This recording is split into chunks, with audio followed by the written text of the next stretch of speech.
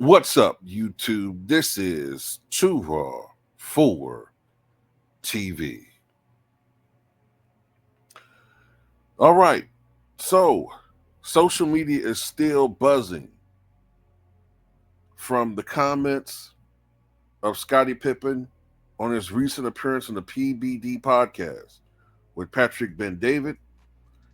Of course, he talked about how he feels that LeBron James doesn't belong in the conversation with GOAT, with Michael Jordan.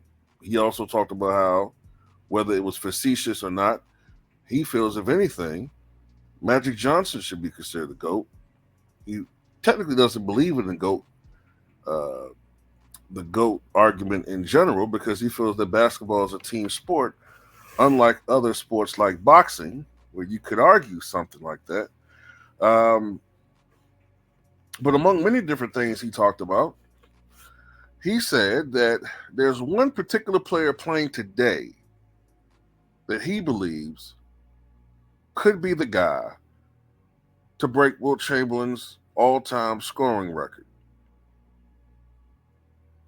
When asked about this is how the exchange went between Scotty Pippen and Patrick Bet-Davis. Patrick Bet-Davis, excuse me. 100-point game. Will anybody break that? Scotty, yes. Patrick Bet-David, is it more like a Steph Curry or more like Shaq? Scotty, more like a Wemby. I think that Wemby could be the guy if it could happen because of his size. He could shorten up the court. His size, his range. And Pippen explained that Wembayama's,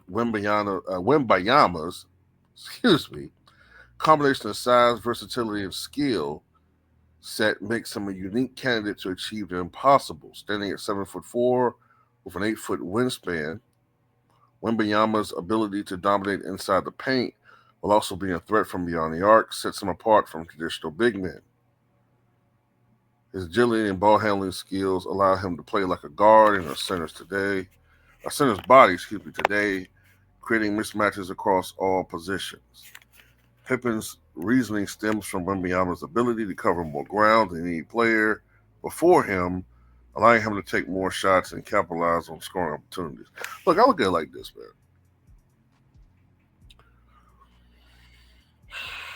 I hear this all the time with different big men all the time. Well, if this guy got Joel Embiid, he's going to be the guy. And we've seen Joel Embiid top out at 70, okay? If Joel Embiid couldn't do it, I don't see Victor Wembanyama being the guy that's going to all of a sudden drop 101 points in the game. I don't see it. First of all, when Wilt Chamberlain achieved that mark back in 1961-62, by the way, that's the highest scoring season in the history of the NBA.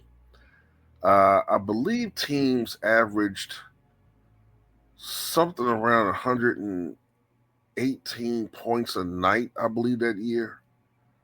Let's look at something right quick. I do know it's the highest scoring season in NBA history, 1961-62, because not only did Wilt average 50, but Bob Pettit, who was in the latter stages of his career, averaged the most points of his career, 31 points a night, which incidentally is the record for the highest scoring average for a power forward, which Giannis is on pace to break this year. But let's go to NBA league averages right quick. This should pull it up. All right, so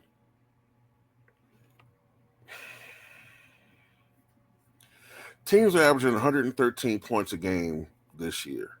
That's actually down from last year at 114.2 and down slightly from 2022-23 at 114.7. So go back to 61-62.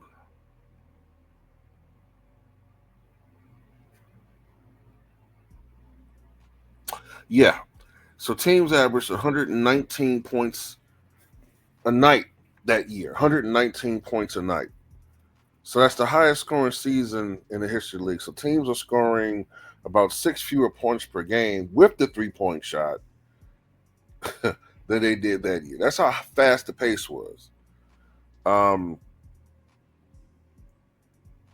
So look, teams were averaging 108 shot attempts per night. 108. Even with the fast pace of today, teams are averaging 89 shot attempts. So in that era, they were getting a lot of shots up. A lot. So Wilt put up 63 shots that night in that exaggerated pace of the early to mid 1960s. 63 shots.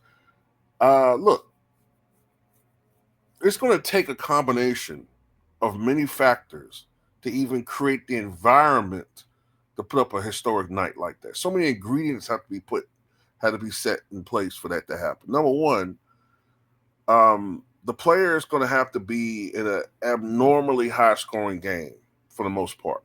Okay. The team that they're on is going to have to score probably over 130 points.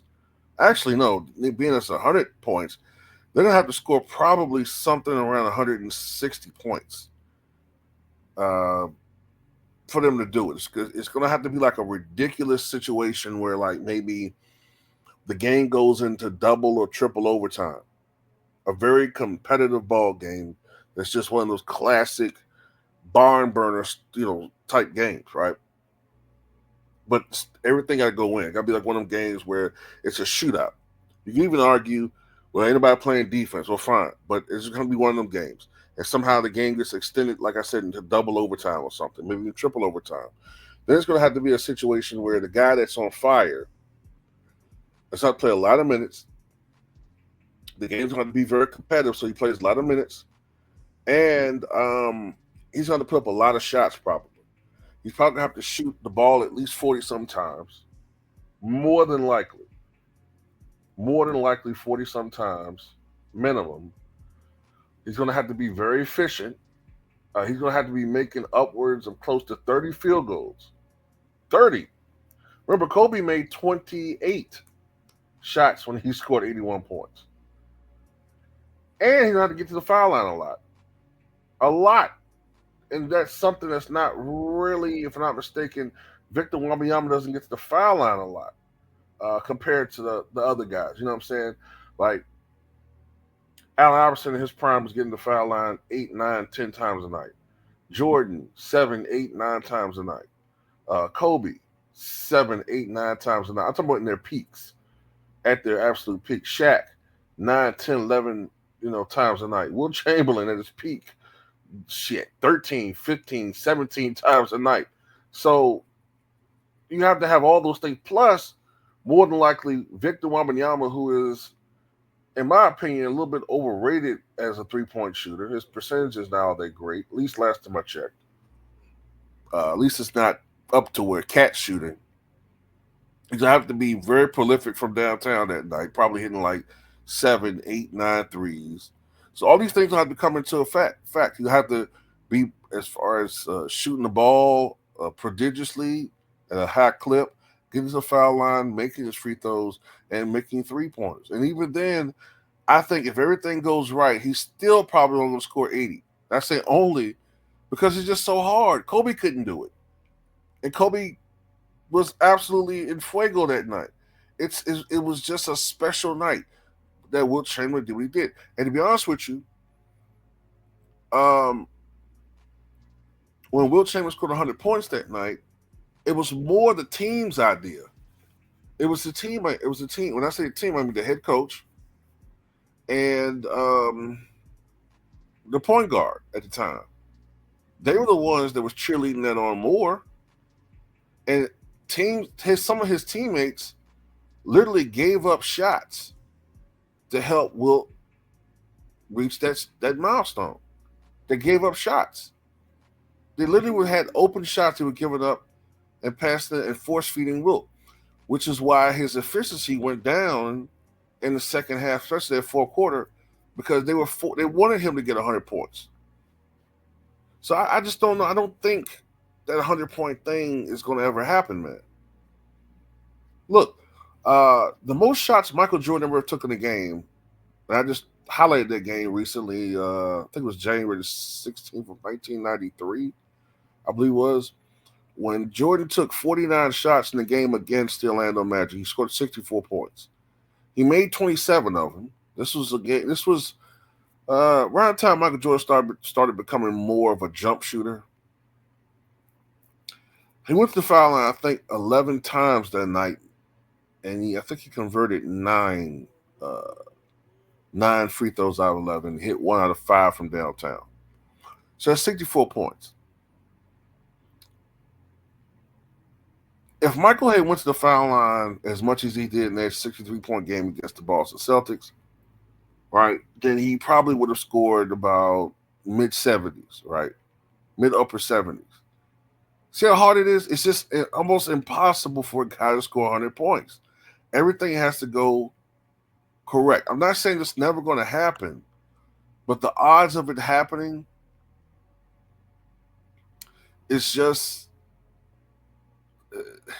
it's I would say it's probably 1 in 1 million. 1 in 1 million. Maybe 1 in 10 million. Everything just went right that night. Everything went right. The scoring was torrid. The Warriors scored 169 points. The coach was pushing it. You know what I'm saying? The point guard was pushing it as far as, hey, let's get Wilt that record. He can do it. Wilt was actually not the most enthused about it because he was friends with those guys on that Knicks team, and he felt rather embarrassed about it. But that's what they wanted. The coach wanted it. Guy Rogers, the point guard, they wanted him to go for that mark, so he went along with it. And it was an amazing moment. But anyway, his stat line for that night, Wilt Chamberlain, 36 of 63. But at one point in that game, he was 24-36, which goes to show you how out of rhythm he got down the stretch. And he was 28 of 32. Check this out. A 51% career free throw shooter, right? 28 of 32 from the line. 28 of 32 from the line. He would never do that again if he tried to do that. It was just a special night. And by the way, it did happen. It did, okay? Toddy's Nimrods, if it happened, why it's not on TV? He's a dumb mother. You just can't explain some of this stuff to some of these Neanderthals, man. Really, you can't. You can't explain it because you're wasting your time. You might as well be arguing with a squirrel corpse, honestly. So anyway, that's how I look at it. At least tell what you guys think.